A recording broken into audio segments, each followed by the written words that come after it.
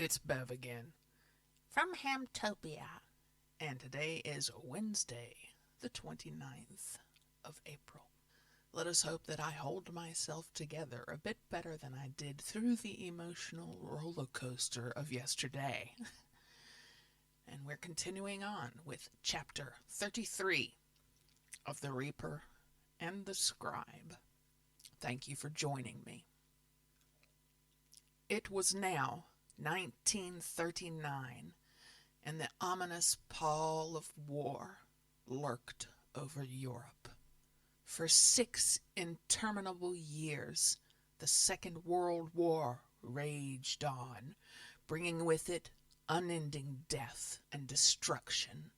The new levels that humanity had sunk to had convinced the broken-hearted goddess of nature that the impending cull of her human children was inevitable. Atkinson, the Alpha Reaper, had long since lost interest in these beings. He hadn't even stepped foot upon the plane of existence for hundreds of years. Sadly, the gods of life and death had ceased to interact for thousands of years, so any advice for which she decided would neither be asked for nor have been given.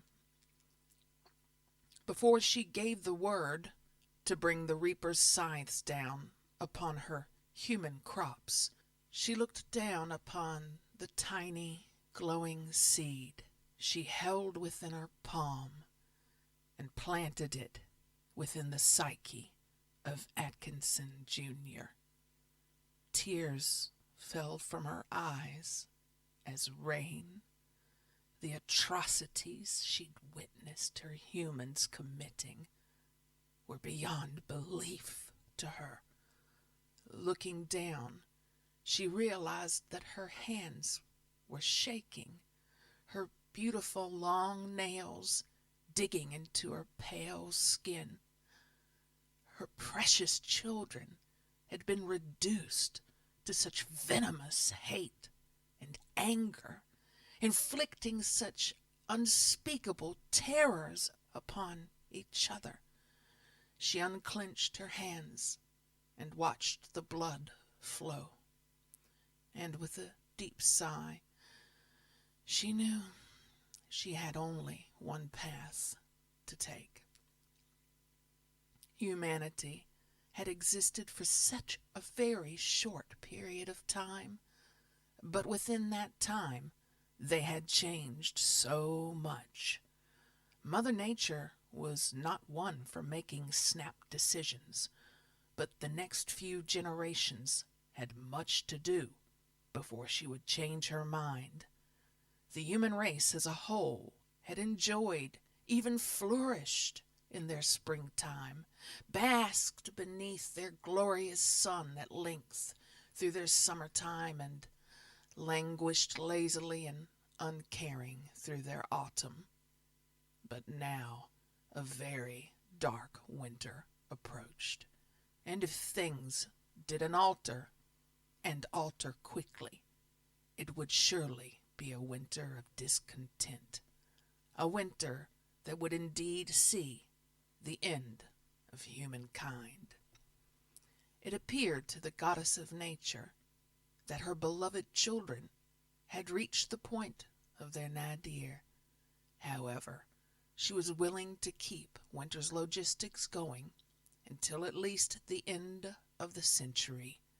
Then the wheel of fate would be spun, setting her plans for a cull in motion, should this last resort fail.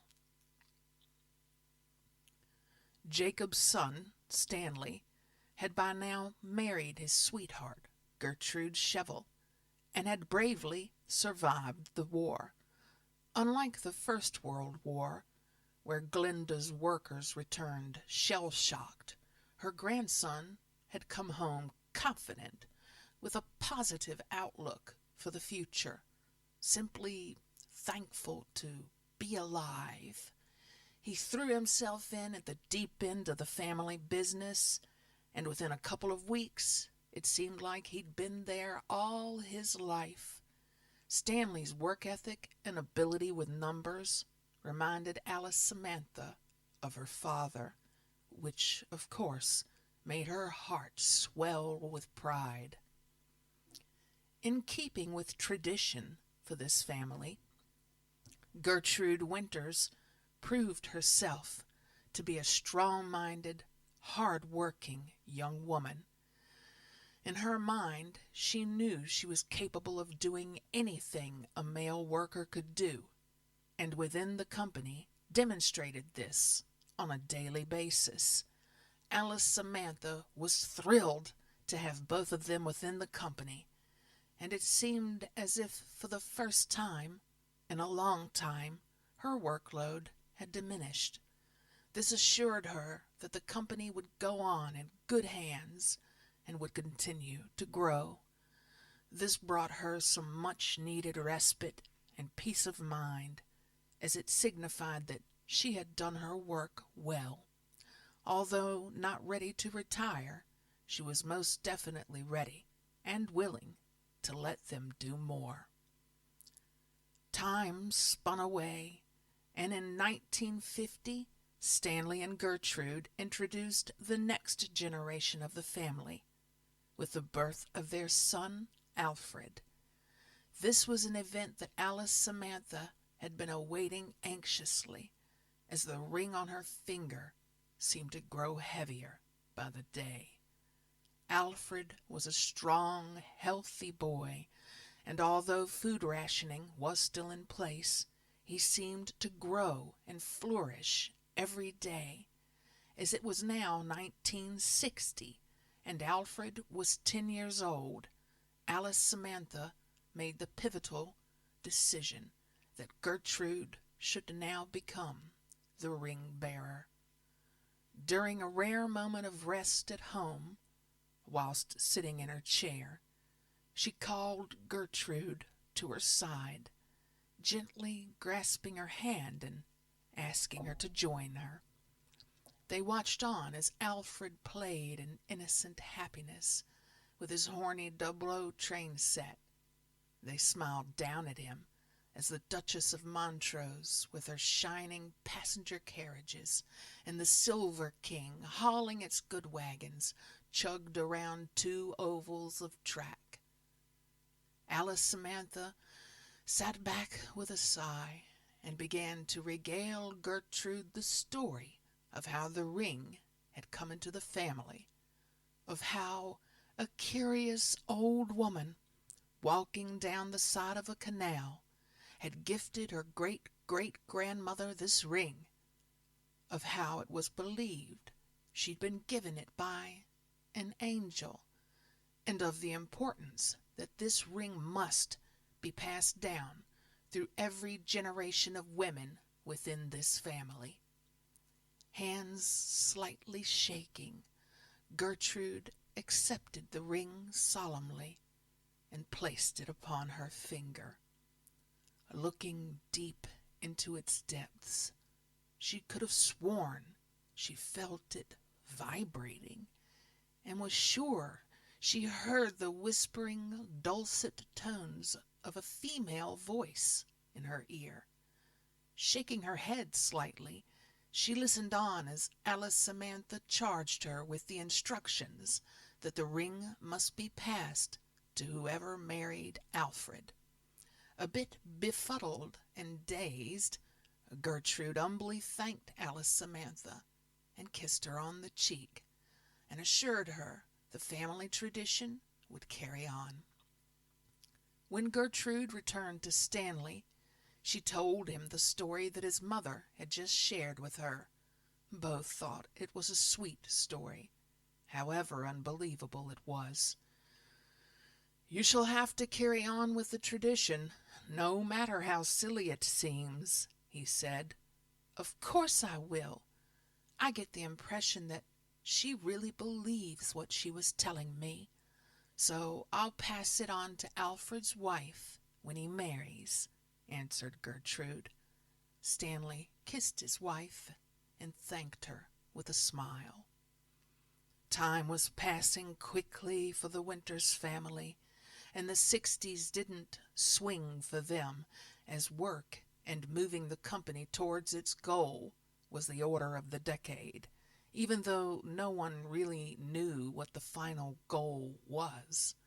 Winters Logistics was now like a raging monster that couldn't be halted. It consumed the entire family, with each individual member dating back to Albert and leading right up to the current incantations of this illustrious team marched on with vigor towards a singular goal. Alfred had now reached maturity and was eager to join the family business, especially with the many modern changes in direction that Winters Logistics was taking. This company had been founded on a humble canal barge, and as the Industrial Revolution took place, that barge was replaced by a steam locomotive, which in turn evolved into a fleet of coal-fired trains running all over the country during the railway's heyday. This railway dominance had now come to an end, and many branch lines had been closed. Steam locomotion was now on the wane, and diesel was claiming its place as new roads were being laid and containers were introduced. These containers could be taken off ships and placed straight on the backs of road vehicles, which meant now goods could be transported absolutely anywhere, not only to a destination that had a railway goods yard. Stanley was the driving force behind this move, and had convinced his mother, Alice Samantha, it was the right thing to do. Winters Logistics never replaced their locomotives with diesel, instead heavily investing in a fleet of road wagons, vehicles of all sizes, for carrying the smallest parcels and letters, all the way up to transporting 30 and 40-foot containers.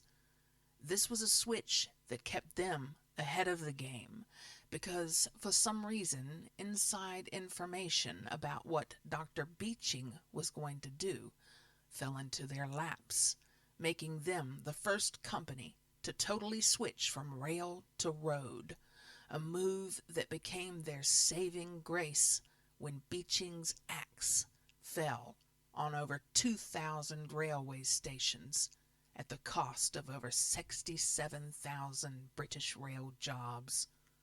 As someone whose livelihood depended on the railways, Stanley Winters knew to get out while the getting was good. Amidst all these happenings, Alice Samantha took a back seat, and although still running the company as such, she let the younger Winters boys handle the changeover.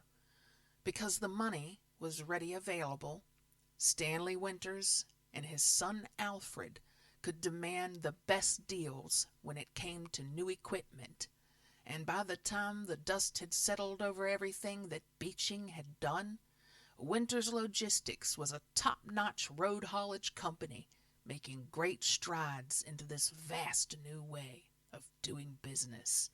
It was a shrewd move, and the company never looked back.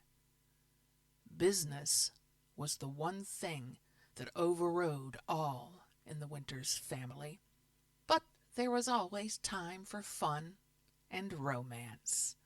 At the age of 17, Alfred Winters met the lovely Amanda Penelope White.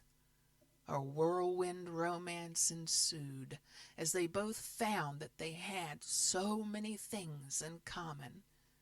Alfred was pleased to find that his new love was fond of steam railway engines and didn't mind getting her hands dirty. Stanley was very much a hands-on leader, and he had instilled the same belief into his son. Both became brilliant mechanics, often helping to keep the wagons on the road. Alice Samantha watched her son and grandson with pride and was assured they would work just as hard to keep the family business going as all had done so before them. The swinging 60s now drew to a close. Those years saw such monumental changes. Yet another war in the Far East, and humankind were no longer limited to planet Earth, as in 1969 the first human footprint was left upon the moon, resulting in worldwide celebration at this momentous event. During this time, the Winters family celebrated a wedding, as the courtship, which had lasted 2 years after Alfred met Amanda Penelope White, and a beautiful romance which had ensued, was bound by the tying of the knot. Sadly, it was also the year that the family lost its eldest stateswoman, Alice Samantha, the darling granddaughter of Alicia Winters, was no more. Alice's life had always seemed to be one of obligation. She never really had the chance to live her own life. Having lost her father at a very early age, her childhood was cut short, as she had to help her brother and mother run the firm. To compound her burdens, the loss of her brother during the First World War and the birth of his parentless son, her nephew, on the very same day, altered her life forever, as it became her duty to bring this child up as her own, which she took upon herself without a moment's hesitation. Marching ever onward, she resumed working with her mother when he went to university, then furthered himself with an apprenticeship at Atkinson and Dewhurst. Like her mother Glenda, she carried on working till the end, with the same tireless drive to develop the company through encouraging hard work by example, never taking time off, never spoiling herself with fancy clothes or goods. She just kept on working, as did all her ancestors, right back to Albert Winters. Her funeral was low-key, yet attended with respect from hundreds of bystanders lining her final route. Almost as if history was repeating itself, Alice Samantha's grandson, James Albert Winters, was born in that very same year, just as Neil Armstrong was saying those immortal words, "That's one small step for man, one giant leap for mankind." Alfred and Amanda Winters were blessed again in 1971 when their daughter, Alice Winters, was born. James Albert, or Jamie, as he was affectionately known by his parents, was a quick learner, and by the time he was 8 years old, he was spending time with his grandfather and father at the haulage firm that his great-great-great-grandmother had begun when her father sold his redesigned canal barge and handed over the helm to his daughter. Business and commerce, however, were not Jamie's thing. The engines powering the big trucks fascinated him, but the garage where the diesel fitters worked was far too dangerous for a child. As often as he could, he would cajole his mother, Amanda Winters, to take him down to Leeds City Station to watch the trains coming in.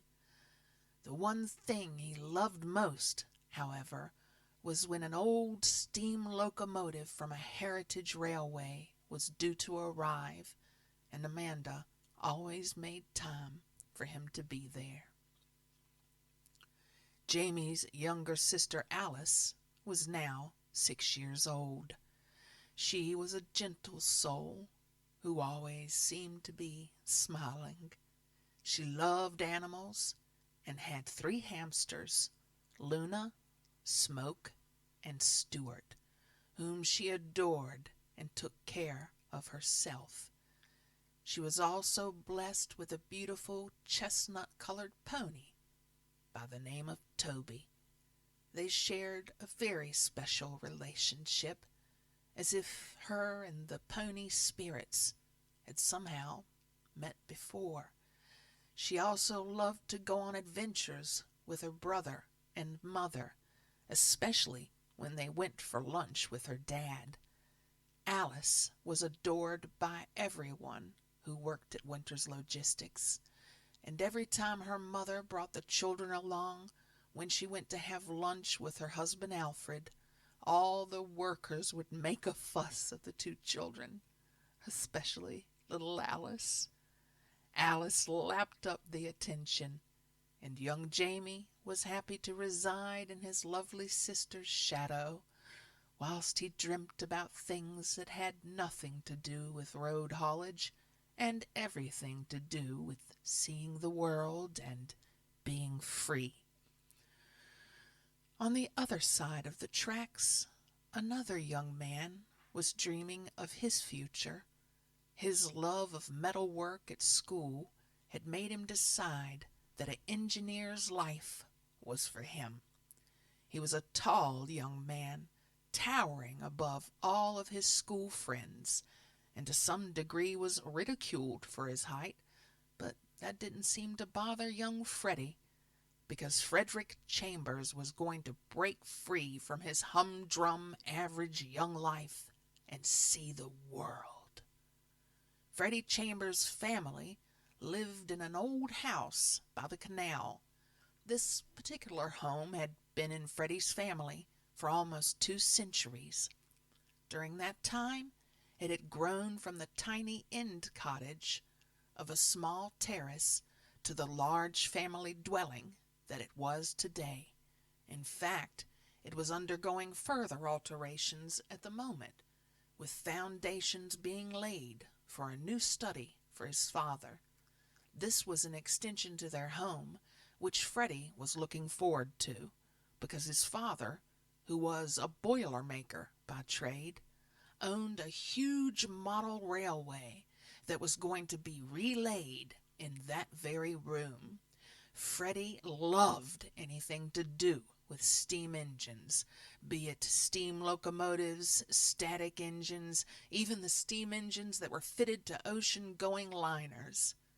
This keen interest in ocean-going liners came from a family member who'd survived the Titanic disaster back in 1912. The family member in question was his maternal grandfather, who used to sit Freddie on his knee and regale him with tales of disasters and heroism. Unfortunately, this grandfather died of a heart attack when Freddie was 7, but his stories lived on in this young boy's head, so much so that a career in engineering was Freddie's dream. To make that dream a reality, Freddie knew he must do well at school and attain good grades and go to university. The year was now 1977, and this was to be a decisive one for Winters Logistics. One beautiful spring morning on the 7th of May, the telephone rang upon the desk of the new CEO of the company, Mr. Alfred Winters. It was the firm's accountants, Atkinson and Dewhurst, desiring to make an appointment for him to attend a meeting in the old Tudor building in the center of Leeds. Alfred Winters attempted to explain that as he had just taken over the company, he was quite busy and couldn't really spare the time. The voice in the earpiece of the phone answered, "You must make time for this, Mr. Winters, as it will have a great impact on the company that you are now the head of. The importance of this meeting is such that I am not asking if you will come. As your accountant, I am telling you that you need to be in my office within the hour," affirmed Atkinson, the junior partner in administration within the old accountancy firm. "I shall be over forthwith," answered a confused Alfred Winters. As Alfred pulled up at his accountant's, he noticed a large police presence, with constables searching the alley to the side of the Tudor building. Exiting his car, he walked by what looked like a high-ranking officer speaking to a constable, and overheard the important-looking man say, "Are you sure you saw the assailant run up this alleyway, P.C. Thompson?" "Yes, sir. I almost had him, but then he turned and ran up this passage and simply disappeared," said the befuddled young P.C. Alfred's mind, however, was too preoccupied on his meeting with the accountant to ponder over what may have happened outside. As soon as he walked through the door, he was greeted by Mr. Braithwaite. "Good morning, Mr. Winters. Mr. Atkinson is awaiting your arrival in his office. His assistant will be here presently. Would you care for a beverage whilst you wait?" Said wait, however, never materialized as Tamara Stapleton, Atkinson Junior's PA, arrived. "I will deal with this, Mr. Braithwaite. Mr. Winters, would you care to follow me?" Alfred obediently followed Tamara into Atkinson's office, whereupon Atkinson stood and welcomed him in with a hearty handshake. Atkinson's handshake was cold but firm, and Alfred, although in charge of the largest logistics company in Great Britain, felt somewhat nervous. "Take a seat, my good man, and thank you for wasting no time in attending this meeting. As I said on the phone, it is a meeting that was set in motion almost a century and a half ago." Alfred looked puzzled and stuttered, I don't quite follow." "Allow me to explain. But first, can we offer you a cup of tea or some other kind of refreshment, Mr. Winters?" "No, thank you. I really am extremely busy and need to get on with things," answered Alfred. "I like that, Mr. Winters. To the point," smiled a confident Atkinson.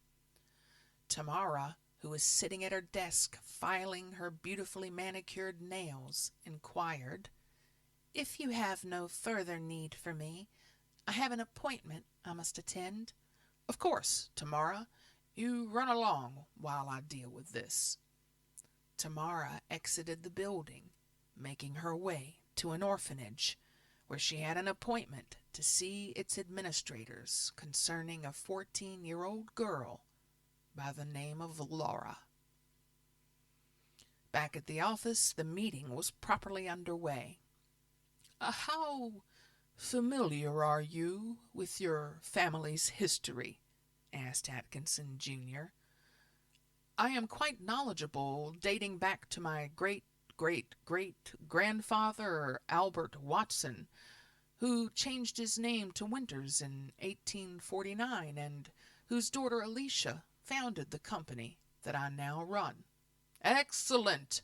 So you will know of his son John, your great-great-uncle," stated Atkinson Junior.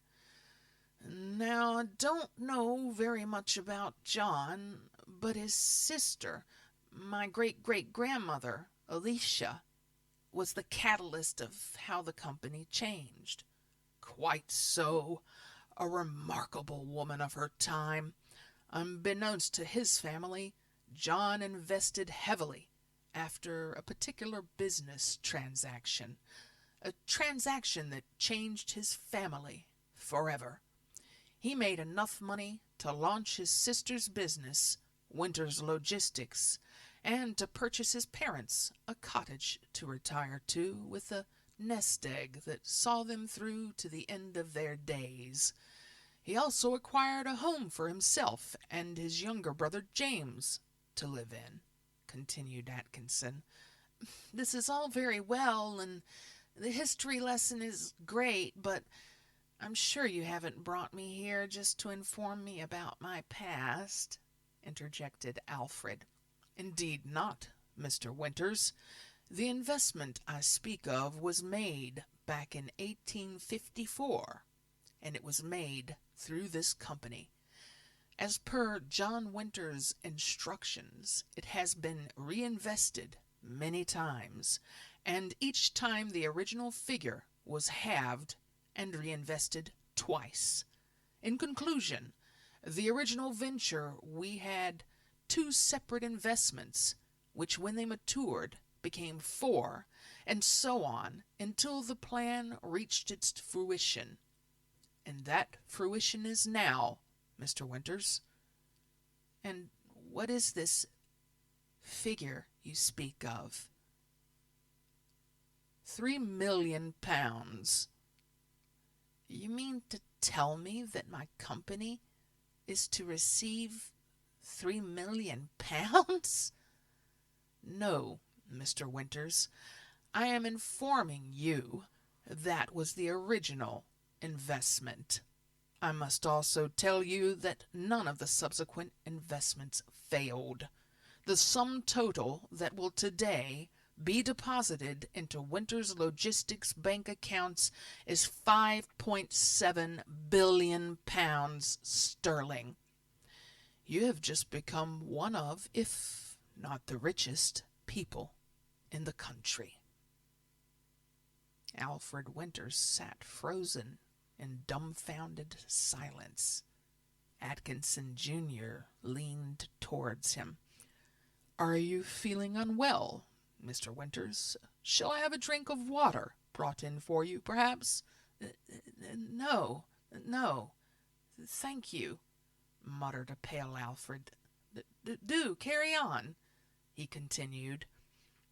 This is a vast sum of money, and it needs to be dealt with properly, so that it may be put to the best use possible. Your ancestor left some instructions to that end. In truth, John Winters knew nothing of this money, as when the original deal was struck, the investment side of what was going to happen was kept from him. The instructions are as follows. As soon as the following shares are floated, invest heavily into them. Apple and Microsoft are first and foremost.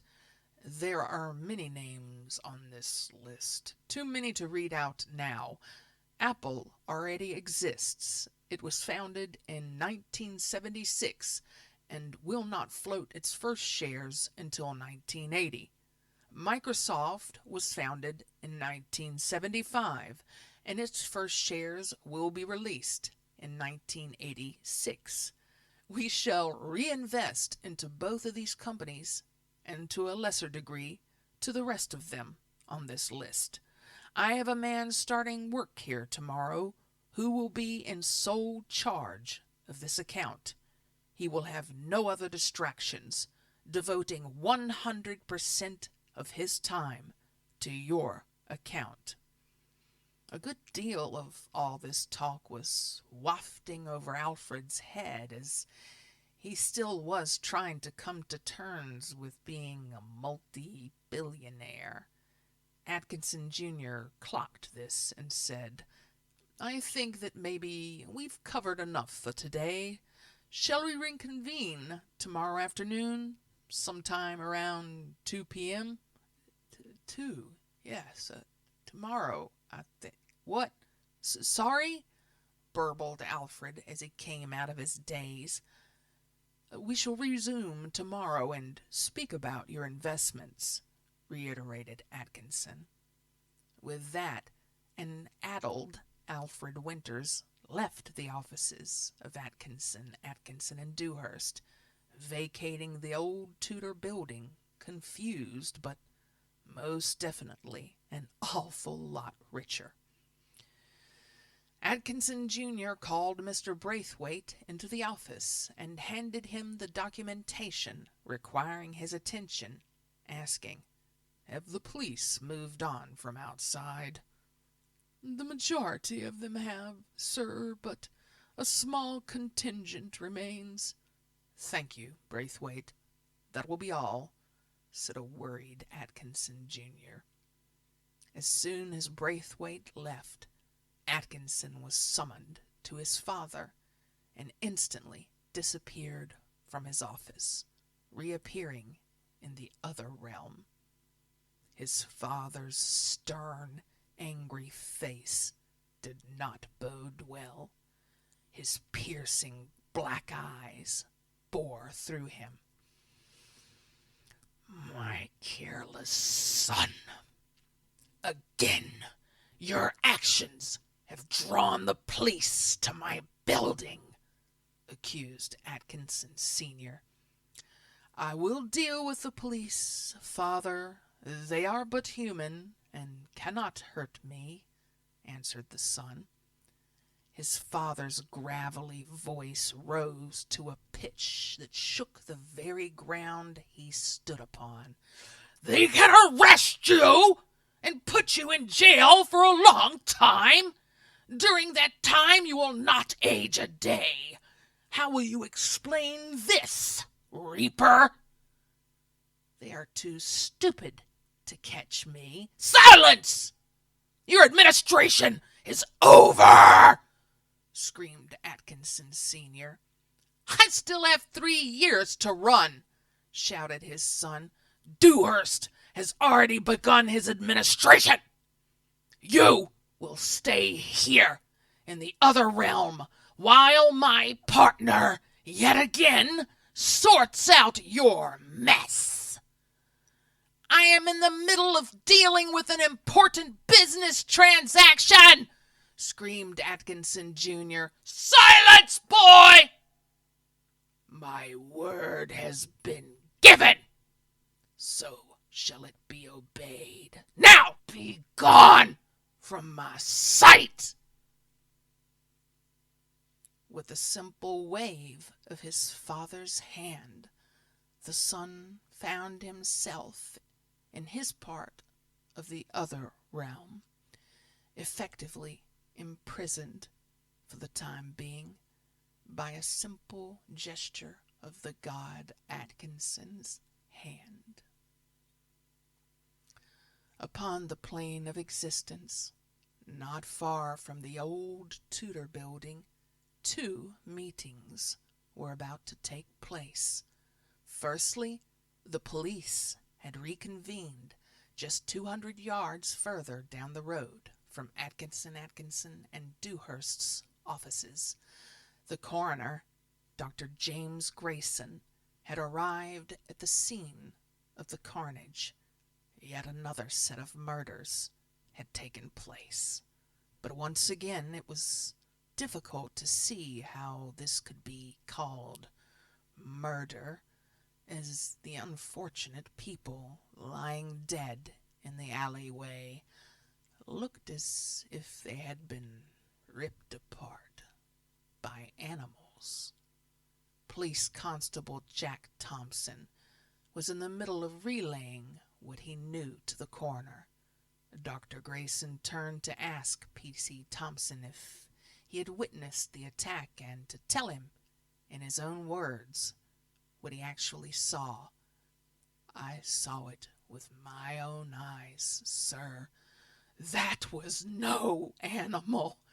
I chased a man up this alleyway, the same man I saw rip one of these unfortunate people in two. Come now, A human being cannot pull another man into two separate pieces, Constable, said a disbelieving coroner. You asked me what I saw, sir. I have given you an honest account of my actions. In that case, I strongly suggest you say nothing to anyone else until I have a word with your superior officer, said Dr. Grayson in a terse, official tone.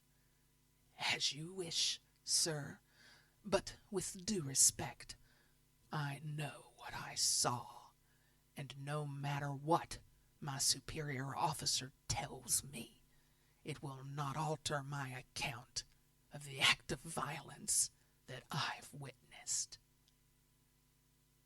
In another part of town, after returning home to get ready for her interview, Tamara met up with the person who was to act the part of her husband, old Mr. Braithwaite, the octogenarian head of the ledger department at Atkinson and Dewhurst. Looked very different from his normal daily appearance. Mr. Braithwaite, how divine you look! I can't believe my eyes! Is that really you? Gasped Tamara as she stared in awe at the fine figure of manhood standing before her. He was 6 foot 4 inches tall and was wearing the sharpest of suits. His hair was jet black, and it was tied back in a ponytail, which fell over 3/4 the length of his back. He had the deepest, piercing blue eyes and a devilish grin.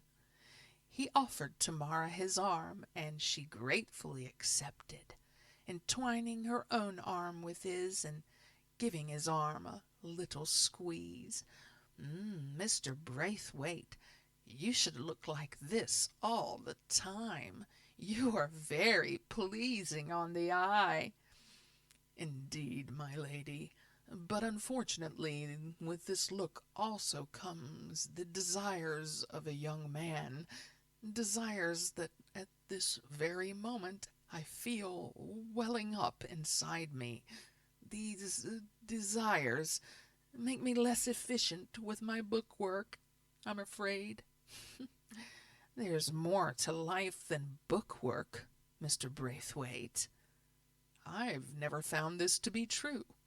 In my honest opinion, I find bookkeeping a riveting way to live your life, enthused Mr. Braithwaite. Spoken like a true accountant. What a pity. When our business here today is over, if you would like to visit me in the office while you are in this guise, but without the clothing, said Tamara, with a cheeky smile and glint in her eye. Of course, my lady, but may I inquire as to why? Oh, dear, by the sound of it. Just so I can have a look at you, said a disbelieving Tamara. Very well, my lady. Before I return to my more comfortable self, I will parade my present guise naked before you, if you so desire. Indeed, I do. We have arrived at our appointment. Please remember not to call me milady, mistress, or madame. You must convince them that we are man and wife, and duly behave as such. Indeed, I mean Tamara.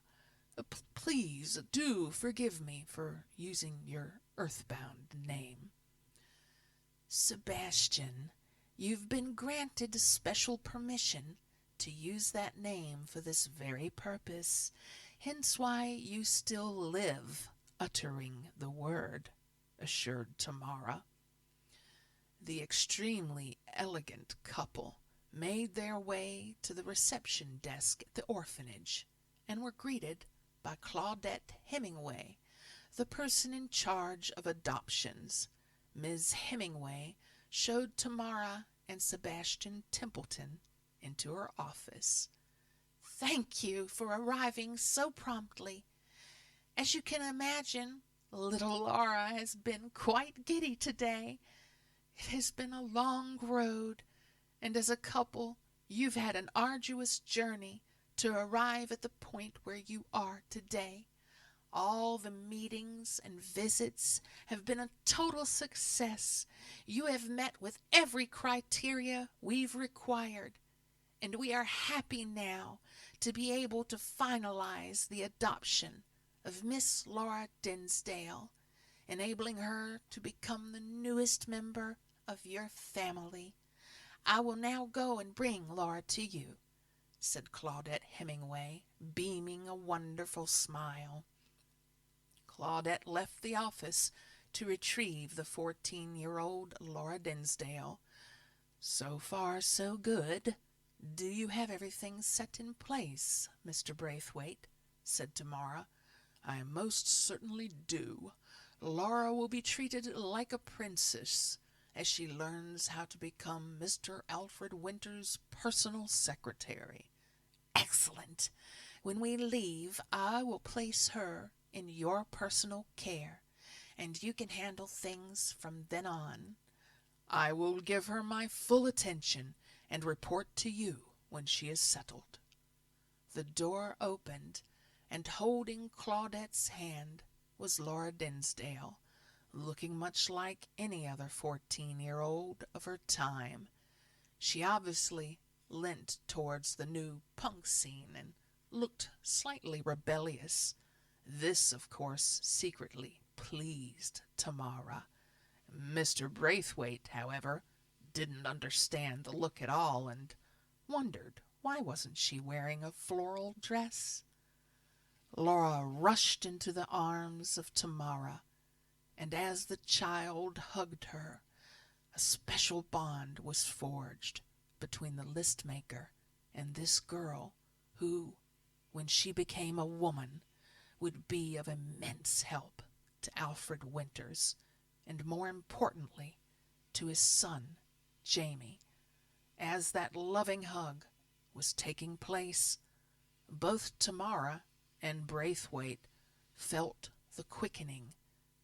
A change had occurred back at the office, one that pleased Mr. Braithwaite but doomed Tamara to 25 years of loneliness.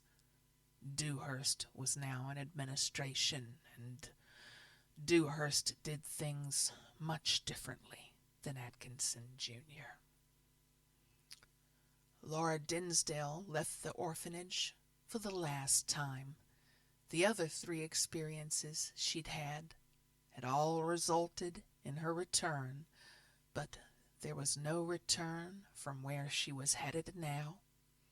Tamara gave Laura a kiss on the cheek and said, "You go with Sebastian, little one, and I will catch up with you both later."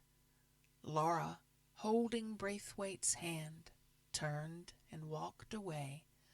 As soon as they were out of sight, Tamara disappeared, reappearing in the Reaper's office. "My lord, it gratifies me to see you. Have you rested enough?" "Dispense with the pleasantries, daughter, because I'm here 3 years too early. A fact neither of us are happy about." "I should caution you, my lord. Your administration shall not begin fully until 3 days hence, so you must be careful when walking upon this plain," advised Tamara. "Indeed. First business of the day. How goes it with the human Laura Dinsdale?" "She is being taken to the parents as we speak." Across town, Alfred Winters had made his way back to his office, and in a dazed state sat at his desk. He kept mulling over all the events which had taken place at Atkinson and Dewhurst. Winters Logistics had always been a financially stable company, but now its assets had grown astronomically. On the way back from his meeting, he had stopped at a phone booth and called his financial director in the hopes of meeting her at his office to discuss the future of the company. Unfortunately, Janine was unavailable that day as she was beginning a new life as a parent, and she and her partner were accepting an adopted daughter into their lives. As Alfred didn't want to speak to anybody about his earlier encounter until he'd discussed it with her, he decided to take the rest of the day off and return home to spend time with his family. At the home of Janine and Fraser Beckett, the long-awaited day had finally arrived. Janine and Fraser had been married for 10 years, and in all those years had remained childless. They were a professional couple, and time was not at a premium in their lives. Hence was the reason they chose to adopt a teenager. However, this was not the only purpose for their decision. During their many visits to the orphanage, they'd seen endless teenagers watching on as small children and babies were adopted on a daily basis. So adopting a teenager would benefit both parties. When Laura arrived with a small suitcase in one hand and the other holding tightly to Sebastian Braithwaite's hand, a tiny smile appeared on the little girl's face when Janine opened the door. Laura entered the house, and her life changed overnight. Neither Laura nor the Becketts knew of any ethereal intervention. To them it was a straightforward adoption. But Laura had been marked in history to one day be with Jamie Winters, and that meeting would be through his father's company, the very one that Janine was heavily involved with, and one day, in the not-too-distant future, Laura would also become the PA to Mr. Winters.